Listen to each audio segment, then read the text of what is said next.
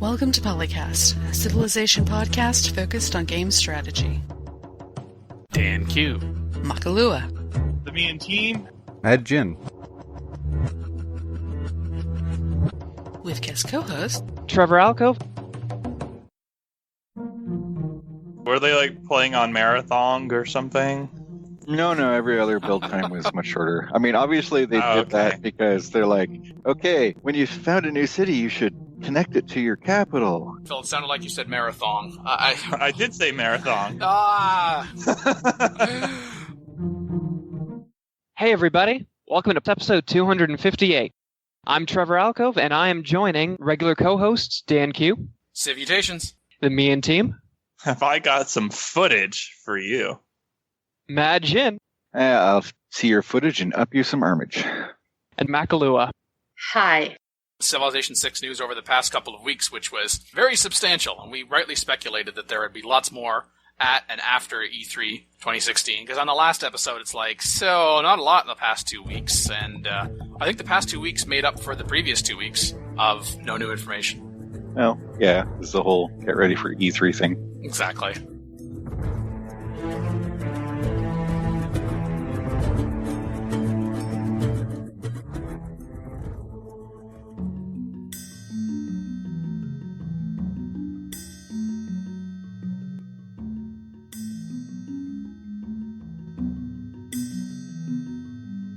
Two roughly 2 to 3 minute videos that have been released here. One of them is showing the American Civ and their leader, Teddy. The other one is about unstacking cities. So you have different districts and different hexes. So you focus them towards science or culture or military, etc. And they are more vulnerable than if they are in the cities. The thing I really like about Teddy, as a lot of people have pointed out in the thread on CFC, he's got a ton of unique bonuses just tied to him. Like, he got 3 bonuses for the Civ, and then 3 bonuses for the leader and their historical agenda. Yeah. He sounds like the kind of AI that will be a really annoying runaway on the other continent. I'm hoping he turns into the giant troll. Like, he conquers everything on his continent, and then you try to invade him, and he just gets a huge bonus from his agenda. Nope, screw you. I'm going to win culture now. Come stop me. Everyone's favorite. You'll see. I mean, yeah, if you got the Rough Rider unique unit there, gaining culture for kills on your home continent, and then later on you got the film studio, which we talked about before, that increases American tourism during the modern era, despite the fact when I think, oh, yay, unique something in the modern era, that'll be useful. But if you got the Rough Rider earlier on, gaining culture, and if culture and tourism work like they do with Civilization 5 Brave New World, where you've got tourism as your kind of offensive culture. Man, that sounds bad. Defensive culture is culture. Maybe it's not so bad then. Maybe it's not so bad. Or maybe it is. Or maybe it is, and that's why Firaxis and 2K started off by talking about America, so they could talk about how bad it is. There we go. That makes sense. Totally. Yeah. Much better. That's the most obvious explanation you could think of for sure. Well, I mean, they do say in the video that, quote, the Americans are a powerful cultural civ which shines in the middle and late game. And they do say that. So that just means we're going to take you out in the early game, and then you can't do anything in the middle or late game. Bye. Okay. Well, except that their combat bonus will probably work in all eras, so they'll still be harder to take out. And they've still got the Founding Fathers thing that lets them do their government stuff faster. Yep. Although still no explanation on what the government stuff, quote-unquote, is. Yeah, shorten the time needed to earn government legacy bonuses, which are... Yeah.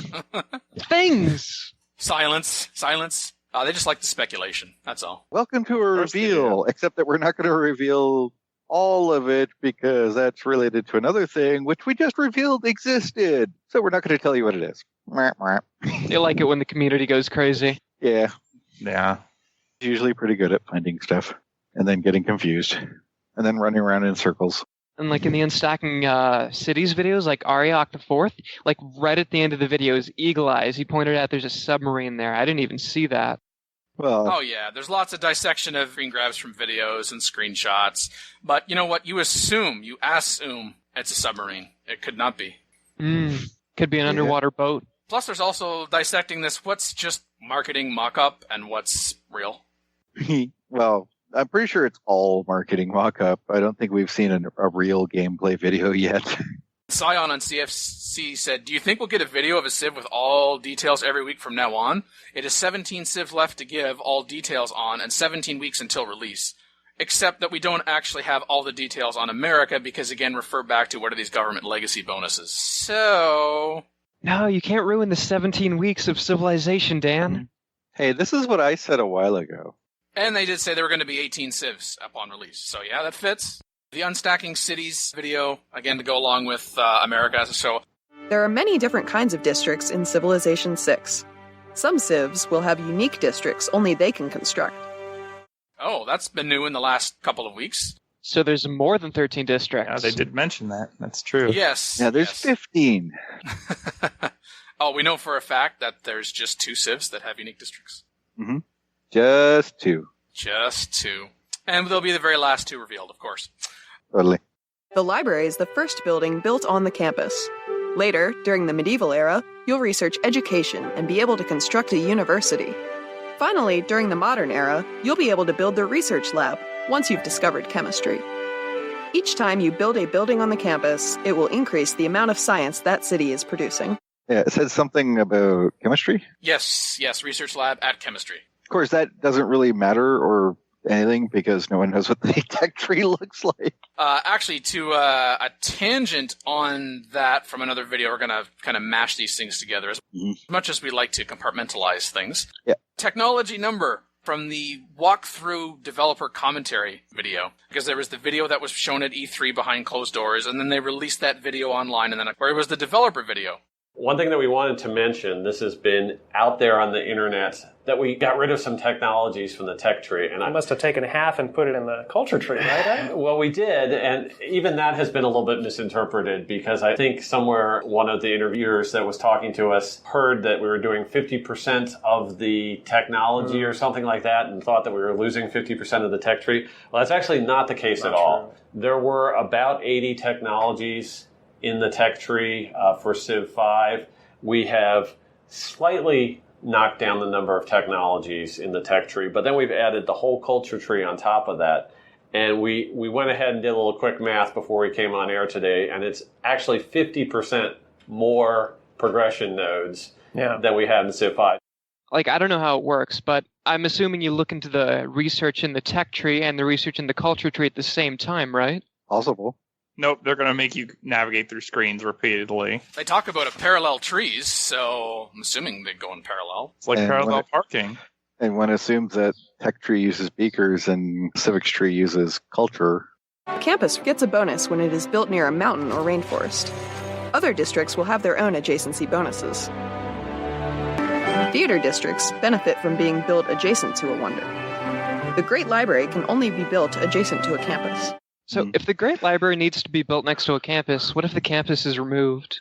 Well, I haven't talked about campuses being removed, only that the campus could be, say, pillaged by invaders, seeing as how they take up a hex on the map. Wasn't there speculation that you'd be able to, like, pillage the wonder, seeing as how it also takes up a hex? Oh, I hope so. I don't know. I would suspect that if the campus was somehow disabled and you hadn't started constructing the Great Library, then you wouldn't be able to construct the Great Library until the campus was restored. Or perhaps if the Great Library was being constructed adjacent to the campus and then the campus got pillaged, then perhaps construction on the Great Library would stop until it was repaired. Yeah. But who the heck knows? What if it's, like, finished and it gets pillaged, though? Well, then it doesn't matter because it's already finished. Oh, okay. It's kind of like in Civilization 5. Oh, I need this coal in order to construct the factory. Oh, the coal just got pillaged. Oh, it doesn't matter. The factories are constructed. You're good. I'm pretty sure once it's built, because that would be really annoying. Can you switch production once you start building stuff, like districts and wonders? Because if you can, then you can just start slapping down wonders and then switching to something else and then get all partial wonders around a city for giggles. I would hope so. Man, I'm constructing the Great Library. Oh, it looks like my neighbor wants to take over my city. I'll be okay if all I have to do is construct a unit in here. Well, I can't switch off the Great Library. What? No. Thank you for constructing the Great Library. And since they've talked about how you can see the progress of what's going on, like being built in a Civ by checking the map, because it increments an animation, like from turn to turn or what have you, and I'd be like, okay, so I'm just going to sit here and wait for you to finish constructing the Great Library, and then I'm going to take your city. Mhm. No. Are you done yet? Are you done yet? Are you done yet? Hey, don't take your builder out of the city. I want to capture that at the same point. Don't be a jerk. There are going to be 18 civilizations when we release, and we absolutely are going to have some brand new ones that have never been in the series before. They're not the ones we're going to announce first. Right, fair enough. With the tried and true ones first. 4 so far. So it's America, Egypt, China, and Japan. The new Q&A confirmed for UA. For you. For me? Yeah, for you. For each Civ. We have been spending quite a bit of time watching the community reaction to all the rollout of information on Civ 6. So we sort of know what some of the burning questions they have, and we know our community loves to speculate on what civs might come in the game and how they might be implemented in each of our games. So the key fact that you need to be able to understand how a civ is made up in Civ 6 is, like, how many unique bonuses does it get? And we haven't been very consistent about that. We haven't really explain that in any kind of detail, but I want to explain that now. Most important piece of information is that there are 4 unique elements to every civilization. Just like in Civilization 5, a civilization as a whole has a unique ability. That's typically something that maybe will last all throughout history. The second thing that every civilization gets is they get a unique ability that's based around the time period of the leader. And then there are 2 other bonuses that every civilization is going to get. One is a unique unit. The 4th one is what we call unique infrastructure. And so that means that you're going to be able to get a unique building or a unique improvement, very much the way a lot of the civilizations did in Civ 5. And we haven't revealed any of these yet, but there's a third possibility. You can have a unique building, you can have a unique improvement, or you can have a unique district. People have to wait to see what a unique district looks like. So UA, UL, UU, UI. Or UD, unique district.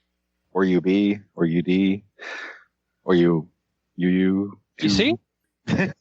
Everyone's going to have a UA. Everyone's going to have a unique unit. Although, of course, in the case of America, they have 2. Except that the second unique unit is part of the leader uniques, which is why people all very speculate that there's going to be multiple leader civs. Say Teddy, for instance, has a lot of stuff, and it's all almost equivalent to what you would normally have in Civ 5, just as a leader.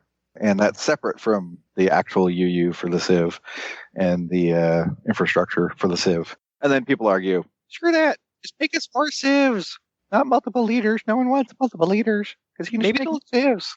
And we're going to have to wait to find out what a unique district looks like. So just letting you know there's unique districts in the game. We'll talk more about that later. Oh. Probably when a Civ that shows up with a unique district comes up.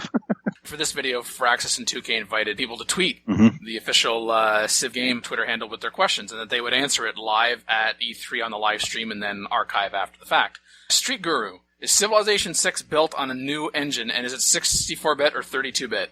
Dennis Shirk, the senior producer, one of the 4 gentlemen in this video. It is built on a new engine. We are 64-bit. Decided to take out the trash, too, when it came to the game core, so they rewrote that from the ground up. Oh, wow. Maybe now turns won't take 5 minutes. Yeah. Well, I mean, some of their game core could be, like, super old. Because if it hasn't been broke and it's all been 32-bit for the longest time, then they probably haven't changed it much. Yeah, there wouldn't be cause to, yeah. But yeah, going 64 bits means, hey, look, there's a lot of crap in this engine that we can't use anymore. Burn it down. Start again. Yep. So since we've gone to 64-bit from 32-bit, everything takes twice as long now to do in the game. 10-minute turns now. Exactly Gotcha. how it works. Look out. Yep. Else in the video was Ed Beach, lead designer, the art director, Brian Busati, and then the Civ community manager at 2K, Dave Hinkle, who hosted this video. They also talked a bit about diplomacy. There are probably 3 major principles that are governing what is different about the diplomacy system, and I can hit on all those at least quickly. The first one is that diplomacy changes a lot over time. Early in the game, even your borders of your empires don't work yet. You know, you just haven't been able to kind of establish yourself as an empire yet. And so you don't have to worry about open borders. You can just run across people's territories right from the very beginning of the game. It doesn't take long for that to kick in, and then you can have open borders agreements and things like that. But you can tell that it's sort of like the Wild Wild West right in the beginning of the game. Now, we start to get very formal with the way diplomacy works once you get past the Renaissance. And we're not talking about that in detail yet. The second thing is that there is a ton of information available to you about what's going on in the world diplomatically, but we're going to make you work to understand what that is that's happening. You're going to have to actively engage with the world. So sending traders, sending diplomats, sending delegations with gifts, and later in the game sending spies, those kind of things. That's all going to increase the amount of information that you pick up on the other civs in the game. And then the third thing that's very different about diplomacy is that every leader has multiple agendas, which is sort of how they like to play the civilization game that might be different than the other leaders in the game. So all the AIs are not playing sort of the same way. They're going to look at the diplomatic landscape in sort of with their own unique eye. One of the more interesting things I heard was that early in the game now, borders, quote unquote, don't work. So it's like you always have open borders now. Gee, it sounds like reality. Yeah, borders are just non-existent. Lines in the sand. And a lot of So, the more... I won't have to declare a war on you to go through? Well, you still can, but you don't have to. Yeah. Well, I didn't say I wasn't going to. I was just confirming that it wasn't necessary. I have to come up with a new excuse now. Yeah, I mean, I kind of like that because now it's no longer, oh, look, somebody's settler is coming and they're trying to cross my territory. I'll just buy these taxes. Haha, you can't get through. Now it'd be like, nope, whatever. Going through. You want to stop me? Attack. And then lastly, the third thing is that every leader has multiple agendas, although we have talked about that before. I would say so that the big new pieces of information with respect to diplomacy from this Q&A video was the open borders thing, not having to worry about that early on. Well, especially if you get locked off on the peninsula or something. That's always annoying. It's like, okay, now I have to go around. Yeah. I guess I'm going to turtle this entire game. Yeah. Oh, yeah, that's great. Yeah, I'll just go around. I'll just go into the water. Yeah. Oh, crap. Wait. Oh, I hadn't researched optics by the time that unit left my territory. Okay, got to go back first. Yeah. Gah! The trade system is certainly inspired by what was done with Brave New World. So you still have a capacity to a limited number of trade routes. You build the trader units, and then that unlocks the ability to choose, okay, I'm going to put in play this route for this given point in time between these cities, and it's going to have a limited duration. But there are probably, I'd say, 3 new elements to that as well. One is that your roads are built by your traders. We let you build them by hand later in the game once you unlock the military engineer, but initially having them set up by the traders makes a lot of sense. The second thing is the time that a trade route stays in play is based on how long it is. In Brave New World, it was more sort of a fixed amount of time. I think it was always 30 turns in most games. But now what you can do is you can think about that, and maybe I need a road between my 2 nearest cities, and so you're going to want to put that in play, and maybe it doesn't give you as much turn. That's still good because it's such a close proximity. You know that trade route's not going to be taking too long for it to expire. So you get that trader unit back. You'll have that road connection in place that your units can use, and now you can maybe send it out to a foreign land. And then the other thing that we have with trade units is, just like a lot of things in the game, every city is specialized by which districts it chooses to build. And that's how we compute what yield you get out of a trade route. It's not like all trade routes are just like X food and X production or X gold. A neighbor of yours, he's playing really heavily science, and he's got all sorts of science districts. If you're trading with him, you'll be sucking in some of that science from him. But that could be culture, that could be religion. There are all sorts of things that could be based on what's happening around you. Wait, do roads not go away when the trade route ends? That would be weird. Well, I mean, if it was a trade route through the snow, it would eventually go away if it wasn't being transversed. But hopefully you're using some material that's a bit more permanent than, the impressions of your feet. Well, I'm sure the first ones might just be in the impressions of the feet. Traders find the best path through stuff, and then people follow in the ancient-ish era. Yes, ish. But yeah, people on the forum keep wondering if the roads created by trade routes decay over time. And it sort of makes sense that they would eventually, if there was a mechanic in the game that determined whether or not there was use of the road. So say you connect a tiny city to your capital at first just to get the road, and then instead of constantly moving back and forth along that road between those 2 cities, you actually take that trade route from the little city and say send it over to a different place because that's where you want the road. And if no one travels between your capital and that little city ever, why would there still be a road there? Ed did make the comment about he really disliked how once you constructed a road wherever it was that you were going to have to pay maintenance on it, which to me in a realistic sense means, yeah, if you're paying for maintenance, then even if that road isn't transversed for, X number of turns, you're still paying to maintain it whether someone is using it or not. So it's sounding like in Civ 6, I'm inferring here that there isn't a maintenance cost to the road. Your cost is you got to get your trader. And later in the game, you can build military engineers that can manually build roads. This does not mean that comparisons to roads as found in Civilization Revolution will not stop, but if it wasn't being used, use it or lose it, and you're not paying maintenance on it, then it would stand to reason that the road would go away, but then as soon as you reestablish that trade route, then there's that road again. Or if the military engineer decided to construct that road. And I'm also assuming the military engineer has, well, I don't know. Is the military engineer going to have charges like a builder? Or can they just, once you construct one military engineer, you can road your entire empire? Yeah, I have a feeling that they could go with no maintenance, mostly because you don't get a choice about where the road would be. So you kind of have to leave it up to the algorithms for point A to point B in the game. And that may or may not be the most efficient or best choice. I was about to say, I think we all kind of winced at that notion here. But, yeah.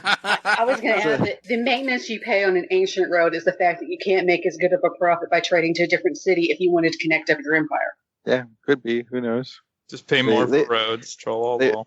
They really haven't said what roads do. Do they affect trade? Since they're tied to a trader now, would they actually improve trade between territories if you got better roads as you go? Well, I kept finding in Civ 5, there was just very little incentive to push out from your empire and hook up to the neighbors. Right. There was a city-state quest that would get you to do it, but it was kind of annoying. And that was just the city-states. Yeah. It was like the other major empires were always sort of disconnected from you, and you had very little incentive to ever connect those. And now you kind of can't avoid it. Anton Strenger, designer on Civ 6, said was annoying. Yeah, he didn't go far enough. Yeah, it was annoying, Anton, because the frickin' city-states wouldn't move their frickin' units and construct a frickin' road. And back in vanilla, they would at least do their own portion of the road to the end of their border. And then after some period of time in one of the expansions, they stopped doing that. So then you got to pay for maintenance for the entire road. Yay, you! Otherwise from this video, related to something we talked about earlier, question from Colin Kelly. Do some districts and or wonders increase yields of nearby tiles? Depending upon which specific district or improvement you're talking about, it can go both ways. The industrial zone, that gets a bonus for having mines and quarries adjacent to it. And it's not the mines and quarries that get more powerful, it's actually just the output of the industrial zone that gets built up from that. We also have things like wonders being adjacent to the theater, the culture district, that improves the output of the culture district. We have a lot of terrain-based adjacency bonuses, and actually there's a bonus just for keeping your city compact, which means that just putting a district next to another district, that can improve the output of all the districts that are interconnected. So just a cluster of districts like that is a good way to set up your city. Your districts like districts. That's right. Although, I guess it depends. I mean, that sort of sounds like it's the fallback position if you can't get nice territory. Yeah. It probably won't be something you pick to do, because then people would only do that. Oh, does that kind of mean, like, for example, oh, crap, all the terrain-based pantheons that we saw in Civilization 5 are gone, so I guess I'm just going to adopt God King. Yeah. Is that, It could be like, although God King was better than a lot of your other options in general, too. Yeah. Probably shouldn't But have it'd be like, what if you don't start near any mountains? Where do you put your campuses or holy sites? Because you have no mountains. In the marsh. Marshes! Yeah. There we go. That might be the fallback. What you guys are telling me is I can just keep doing Messenger of the Gods all the time. Totally. Why not? Excellent. No, actually, Mackie, we have a pact of secrecy now amongst the rest of us that one of us has to adopt that before you can get to it. Assuming it's even in Civ 6. What? Well, it Why would better it not be? It is the best. Ivan2294 wanted to know about the coast tiles that have been seen in screenshots and wants to know if it's just for aesthetic purposes or will they have gameplay effect. Brian Busatti, the art director. Well, actually both. They add some visual interest to the terrain itself. Also, they do have a gameplay feature. You cannot embark from or disembark to a piece of terrain where there's a cliff in between, so you have to go around it. But there are ways you can get your combat units so that they can actually surprise invade over a cliff. So we'll go into detail on what that is later. Later. God. So You can't do it unless you can. So it's aesthetic, which means it doesn't do anything, except that it does do something, and eventually you might be able to do something about that doing something. Next time. Good answer. Good answer. Yeah, pretty much. 10 out of 10. No. 7 out of 7. 5 out of 7. And then lastly, from the community Q&A, how large can a city be? Asked Doug Taylor. In terms of its width across the map, we're still doing the same thing we had with Civ 5. So 3 tiles out, that gives you 36 tiles to manipulate with that city. So probably the more interesting thing to talk about is the population limit. Mm-hmm. And there is no strict limit on population. But what you have to do with each city is you have to build up its housing. And housing comes from a lot of things. It comes from supplying fresh water to your citizens. Lots of different buildings and districts in the game will supply housing. Things like a barracks supplies a little bit of housing. Granary does a little bit more. Even a university. So we've looked at all the sort of historical places where people live in cities, and that's actually where housing comes from. Just housing alone is not going to keep your people happy, though. You're going to have to provide luxury resources and other types of what we call amenities. Those are the 2 factors that go into building a large city, and it's important to build your population in a city because that determines how many districts you can have there. One thing that's particularly cool about that I wanted to add on with that there's also no longer any kind of presets. Like in Civ 5, if you were a culture player, you're probably going to have between 3 to 5 cities that you had to go tall. It was just the way that you played. But because happiness is now local, and in terms of amenities and housing, you can actually be a wide player that's playing a really effective culture game. So you have those options. You're no longer kind of bound by those same rules that you were playing in before. A whole other level that you have to this is even when you're passing by another city, you can see what they have. Before you had no idea. You would have had to go in with spies, etc., to actually see what's in there. But now you can identify things just by visuals. You know exactly what you're looking at. You know how the AI is specializing their cities just because you've got eyes on the city, which is much more real world to me, and it feels a lot more dynamic because of that. Yeah. It makes combat so much more interesting too. So maybe they finally got rid of this tall versus wide issue that we had in Civ 5, and we can finally return to the X and expand of 4X that we have talked about. It may be wishful thinking. He's just talking in the context of culture, but hopefully it's not just limited to culture. Tall empires are dead. Stop using that terminology. That would be nice. I'll believe it when I see it, but that would be nice. It is official. It's been facted now. See? Okay. Fact. Yep. No. There shall be no such thing as a city-state-sized empire that calls itself a civ. Ed also says that there is no strict limit on population. But again, he doesn't explain what the difference between a luxury resource and an amenity is. We know, Ed, later.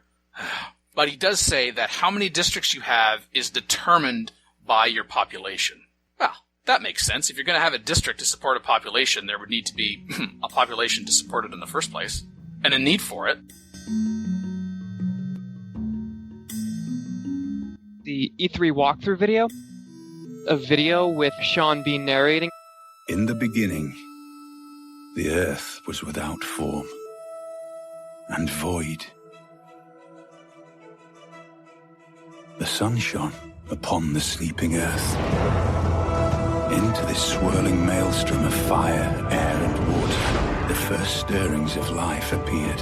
The seeds of life grew and strengthened. Spread and diversified.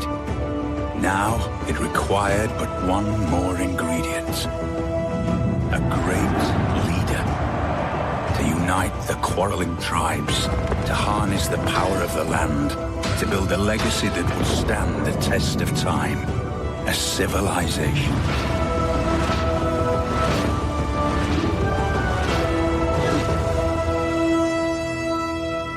And so it falls upon you to fulfill our people's true destiny. Under your leadership, we shall surely prosper. From the seeds of this small settlement shall you grow our empire. Our people await your command. It goes through a quick run-through of the game, basic mechanics, basic things. It goes through from start to finish. It's kind of like a speed run of a typical Civ game, showing things like settling, war, barbarians, all that good stuff. Mm. And super long build times that they just completely ignored. No, a brand new city only takes 1 turn to build a trader now. Totally. Except even when it says like 30 or 40.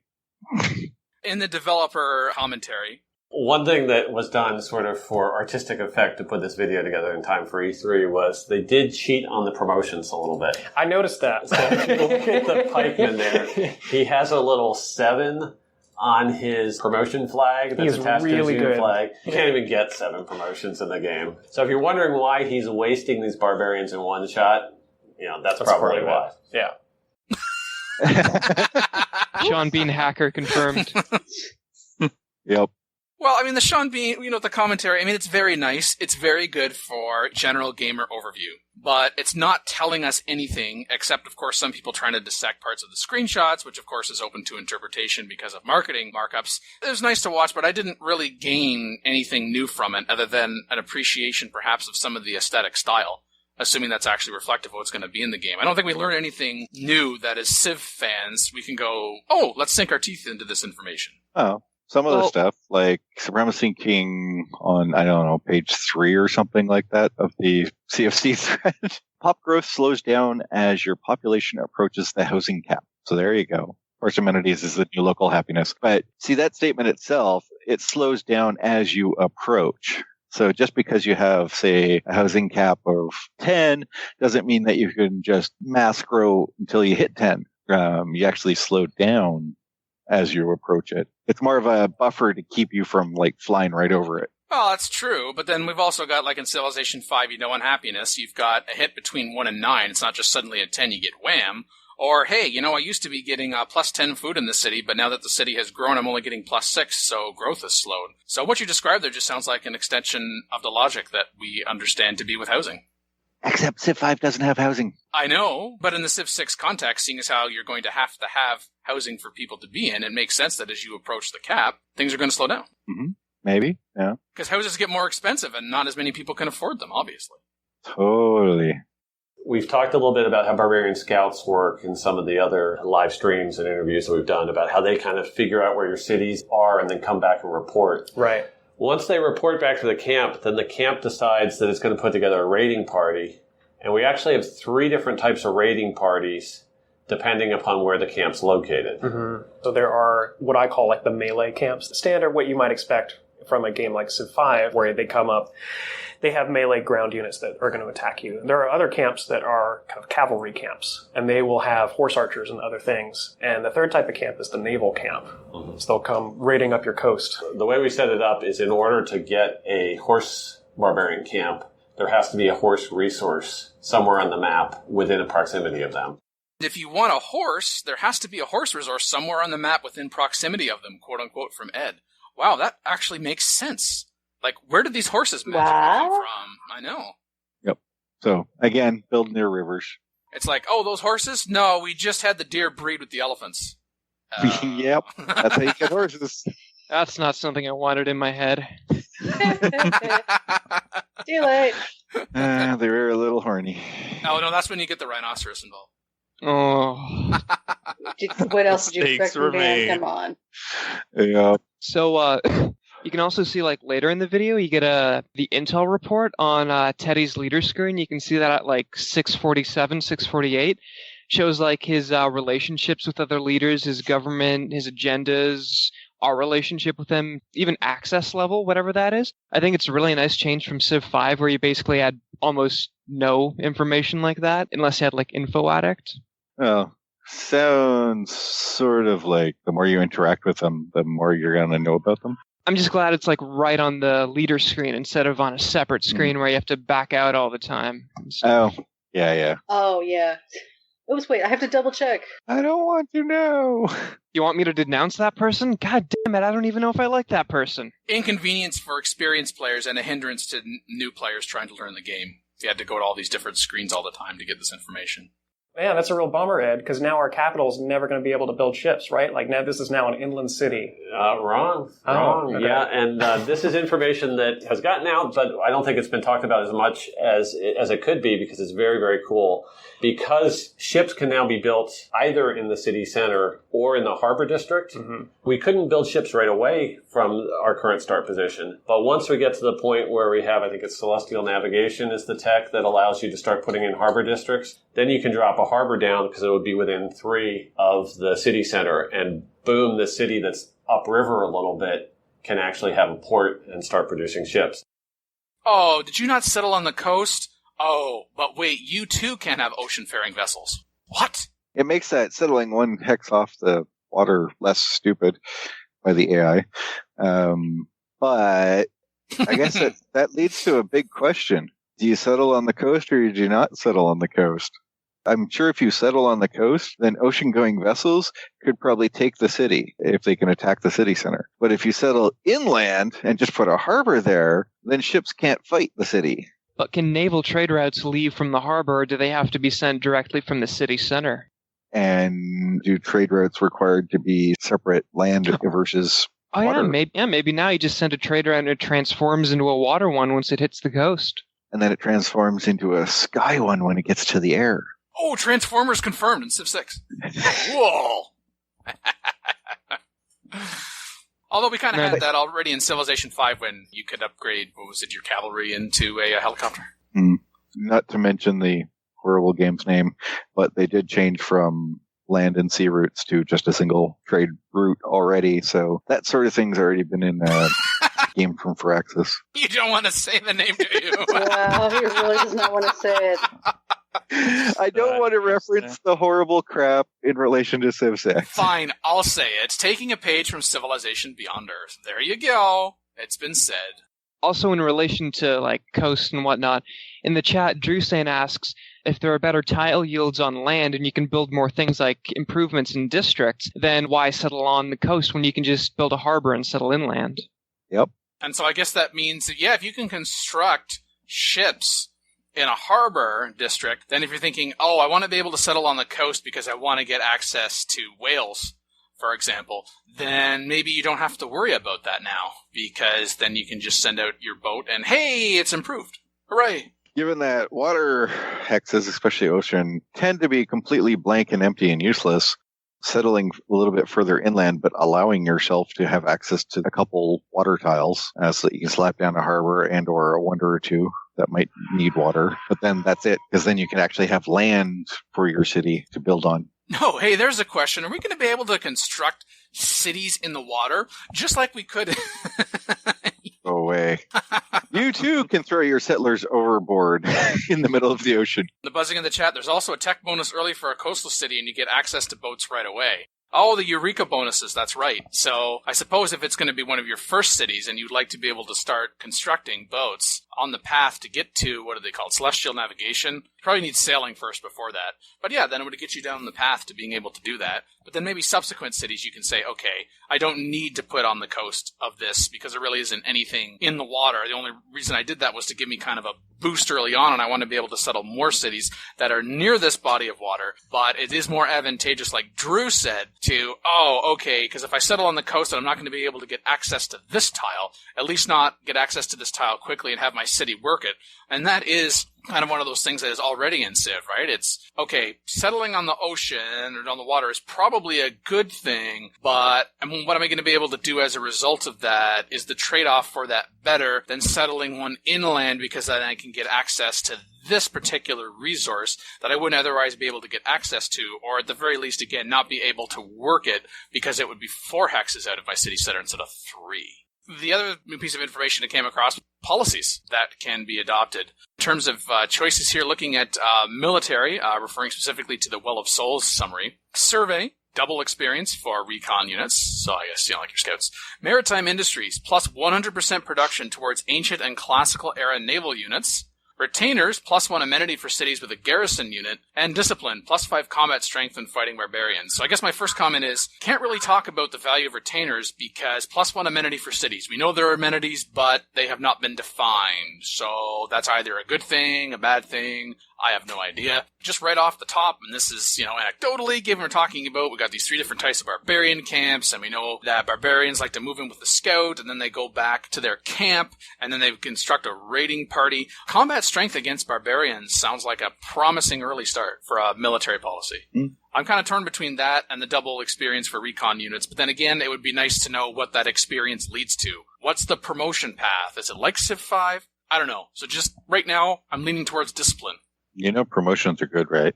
I know promotions are good, but if I've got the +5 combat strength and fighting barbarians, and that's going to be able to get me to those promotions, and that would apply to all of my units, not just recon units, where they would get the double experience from the recon units from the outset. They would have to survive first in order to get that experience. Or you just run away.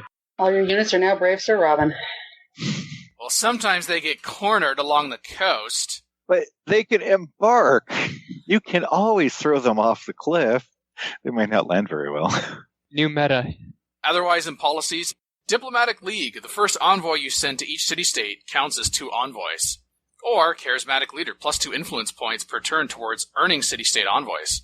Boy, I don't know, like, just up front, the first envoy you send to a city-state counts as 2 envoys. So, I don't know, does that mean that if you have 2 envoys with the city-state, you're getting more influence right away? So it's kind of like having part of Charismatic Leader 2 from the outset? No. Diplomatic Leader sounds like it's your one shot. You would use it if you've not gotten any envoys for city-states, because then you go from 1 to 2 real quick. But then after your first one has been sent to them in whatever form, probably. Oh, then swap to Charismatic Leader. Yeah. So basically, if you meet a bunch of city-states real quick, it could be better to start with the get an extra one the first time you send one, because then you're closer to other bonuses. But Charismatic Leader is probably the long game better one.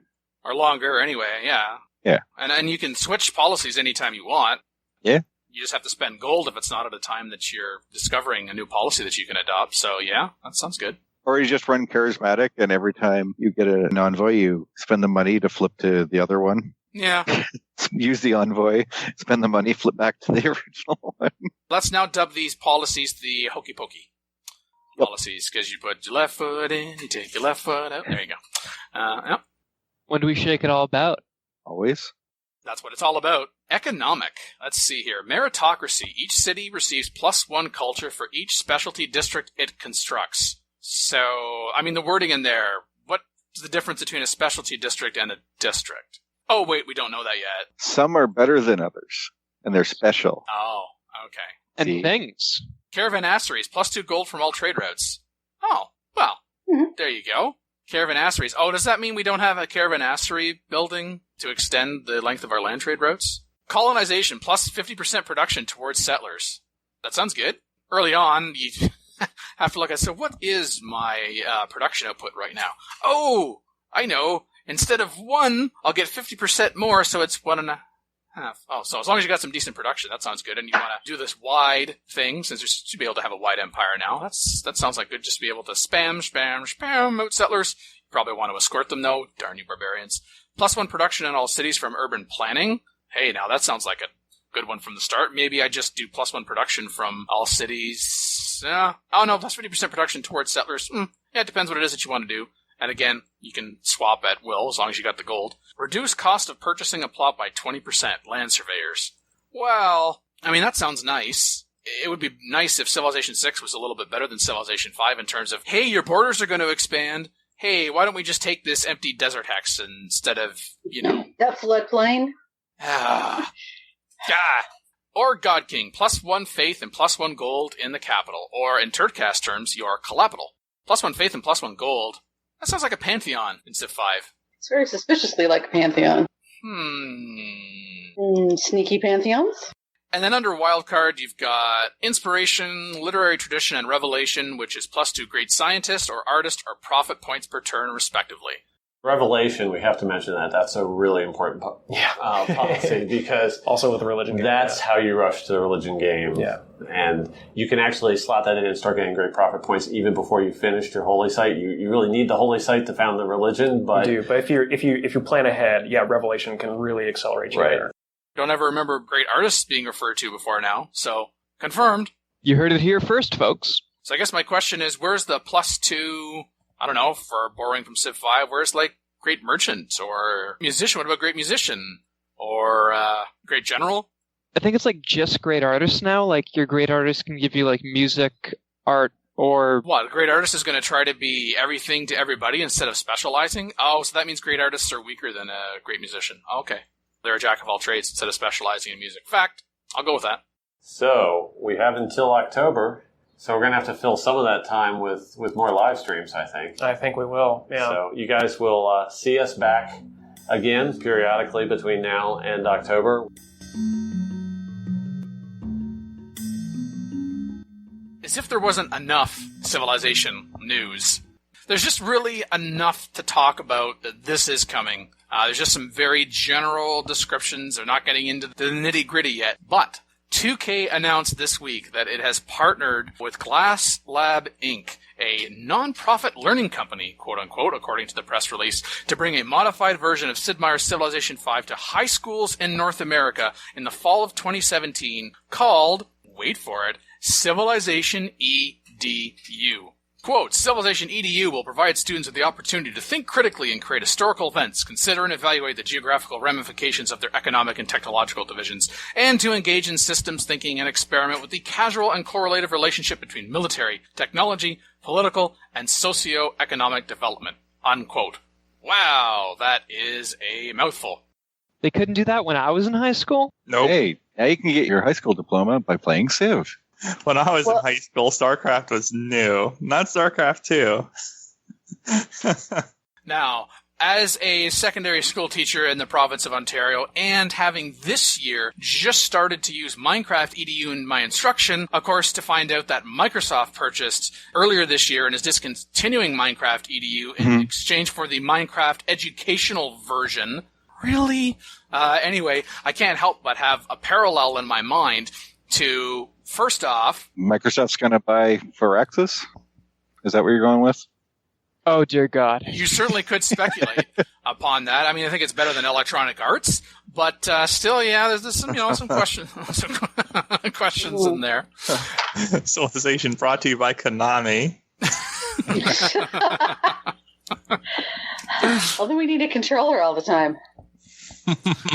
You want to settle a city, you have to hit the right combo. This company, Glass Lab, has brought some other commercial titles to the educational market, including SimCity EDU Pollution Challenge. I guess I just kind of picked up on that because it's, SimCity. And then I thought, wait, is that the reboot SimCity that we do not talk about in Play Company? Or is that the real SimCity? But anyway. Which we also don't talk about.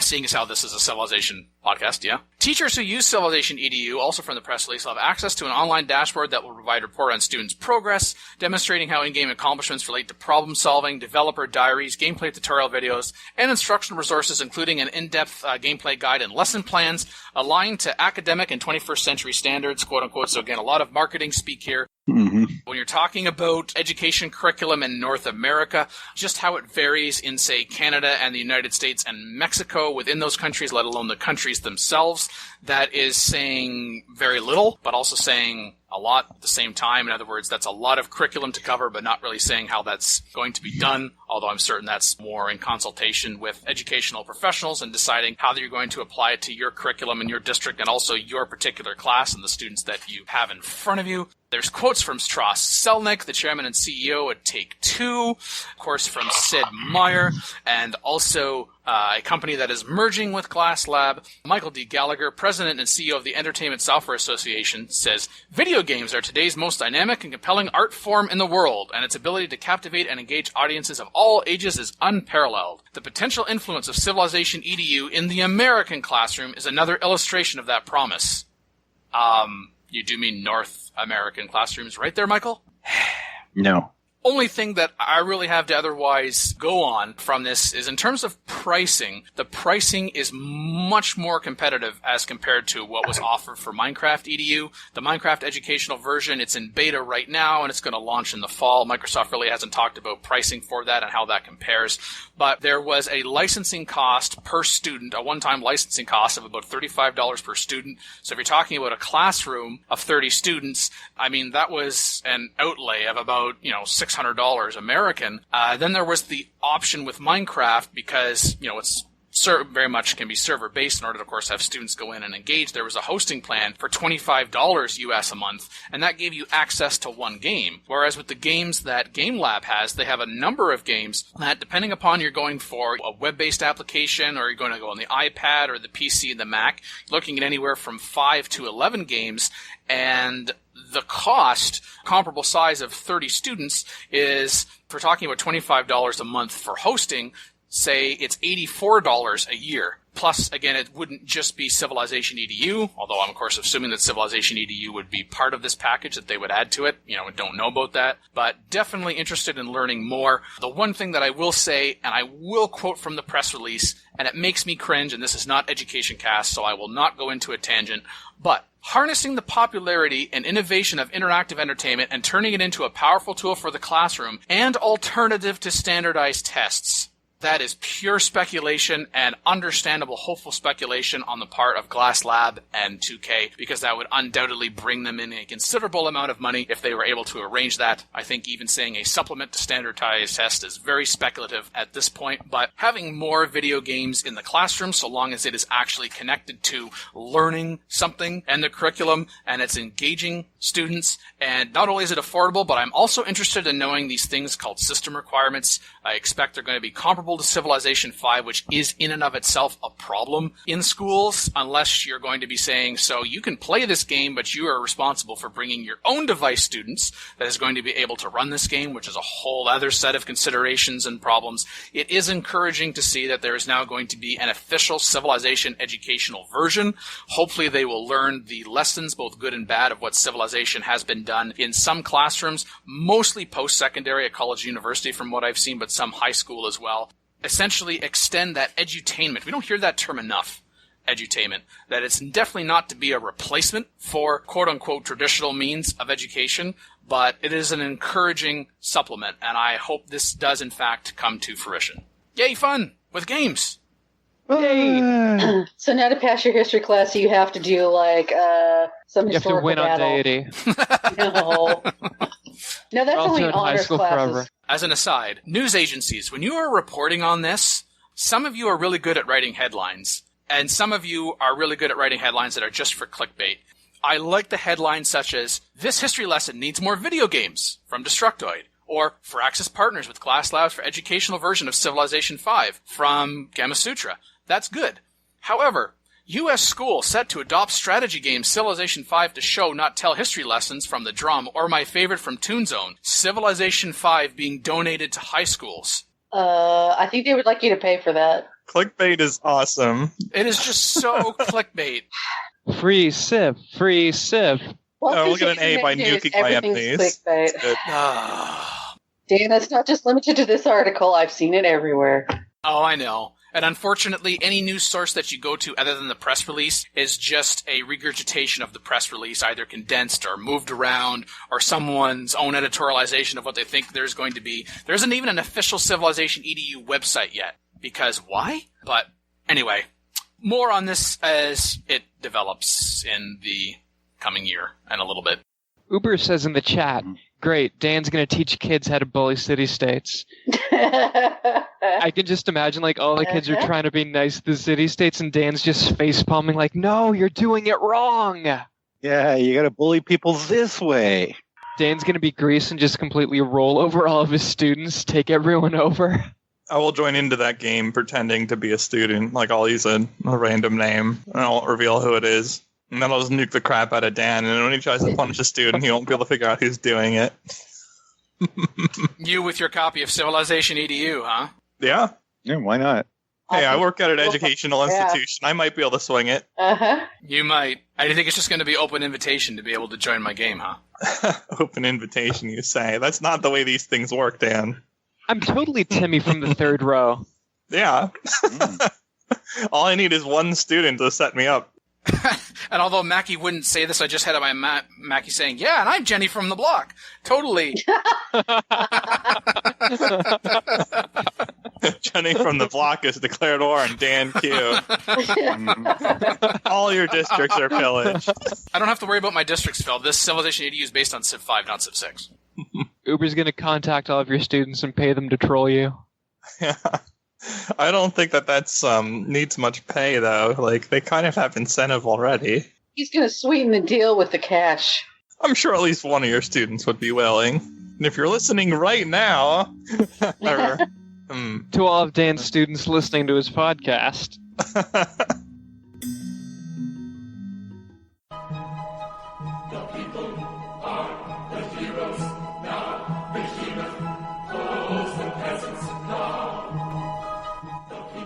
Yes, we got feedback. Mega Bears fan did write a follow-up blog. There's a link on the feedback thread, which I would be poor to read out on the podcast because you should probably just look in the thread and click the link. But it's there for based on that episode. Let's see here. Yeah, what did you want to emphasize here? The Marshmallow Bear in particular, his feedback with regards to diplomacy and multiplayer, which we were talking about on the last episode. Oh yeah, the denouncing player. He wants to be able to denounce other players in multiplayer, and I agree. The game should have a system where that actually is meaningful in a multiplayer environment as well as a single player environment, even without AI involved. Have that actually mean something. In game, yeah. In terms of relations in game, yeah. Isn't denouncing someone in a multiplayer game basically just saying, I denounce you, though? Yeah. Right now, yes, but the point is you could make it a mechanic that has tangible in-game effects beyond just, hey, I don't like this person, you should declare on them in chat. You could do it. And Civ Diplomacy needs stuff like that, because right now, in 5, and even before 5, is kind of shallow. Good work, in theory. They were, implemented decently and fleshed out. It's a start. And there's some other comments as well, but I'm just going to highlight from Haig. A new status symbol for a Civ fanatic getting name dropped on PolyCast. Aww.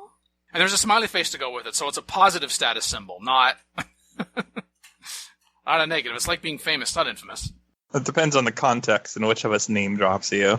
Association with me is it has two edges to it. It is questionable at best. Yeah, that's true. It's a double-edged sword. An extra long sword at that. It reaches far. What's that? Long swords in Civilization 6 confirmed? Is that what you just said, Phil? Close enough.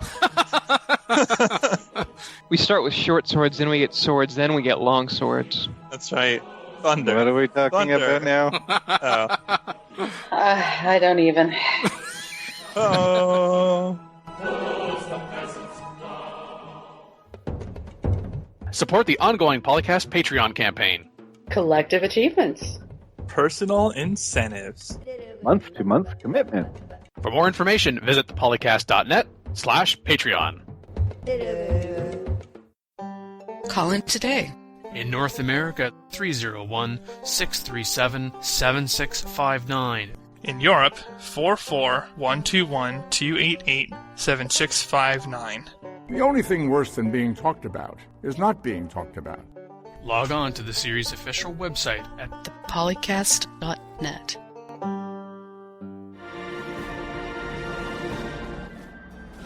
Dan, do you need someone to lighten you up?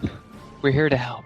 I'm not here to help. I'm here for the land. Is it just because Dan's a year older since the last PolyCast? Now he's getting old and cynical. Mm-hmm. Getting cranky. Old man. Keeps yelling at us to get off his lawn. Mm-hmm. He says that a lot to me whenever I show up with a maple cannon. So. Yeah, that's because he's old. Anything else for Civ 6? Other than I know. Is it October yet? Is it October yet? But is it? When's for Octagon? Wow, you're so excited for my birthday. Thanks, guys. Hey, you're not the only October birthday around here. Oh, well, I was going to say something trolly like, hey, now we have something to look forward to in October, but that's yeah, then you remember who else has a birthday in October. Oops. Uh-huh. Mistakes were made. Well, mistakes were almost made. He didn't actually make it. Close enough. Thank you, everyone, for listening. I have been joined by my fellow regular co-hosts, Makalua. Need more coffee, please. The Mian team. You cannot afford my Civ 6 sword. Mad Jin. Screw your sword, I got a gun. And guest co-host Talcove. 4X for you. And I'm Dan Q. But my sword is steel that's been folded thousands of times. I can cut through your gun's bullets. Ha ha ha ha. Sure. Someone pass Phil his fedora. But everyone knows katanas are so much better than swords, like those European swords. I didn't specify what type of sword I was wielding. Mm-hmm. Now, I don't think Phil would have the fedora. I think Mad would have that. Phil would have the troll face mask, and Mackie, you'd be wearing a raspberry beret. And are we playing Payday? Is that what's going on here?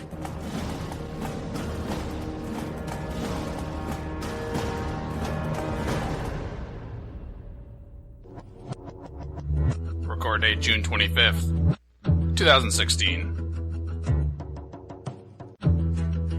Civilization 6 clips, courtesy 2K Games. Civilization 4, 5, and Beyond Earth sound clips, copyright Take-Two Interactive. Copyright Civilized Communication at civcom.net.